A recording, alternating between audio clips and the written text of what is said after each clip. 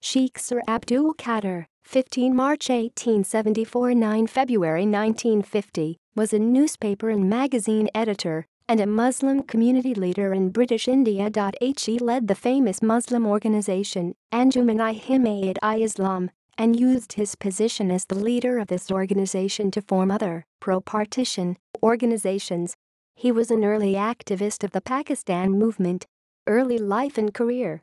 Qadir was born in Ludhiana on 15 March 1872. He was the editor of The Observer, the first Muslim newspaper published in English in 1895.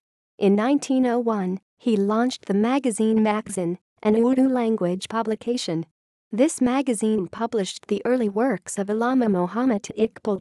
In 1904, Qadir went to study law in London and was called to the bar in 1907, after which he returned to India, where he served as a member of the Punjab Legislative Council and the Minister of Education in Punjab, British India in 1925. Qadir was knighted by the British in the 1927 birthday honours and in 1935 became a member of the Governing Council of India.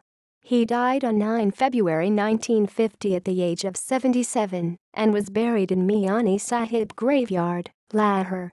Sarvepalli Radhakrishnan in Mohandas Karamchand Gandhi's book Mahatma Gandhi contains a chapter by Qadir, where he particularly relates his various experiences with the understanding of Gandhi in Europe in the 1930s. His son Mansoor Qadir was a prominent Pakistani jurist who served as the foreign minister of Pakistan during the military rule of Ayub Khan. References. External links.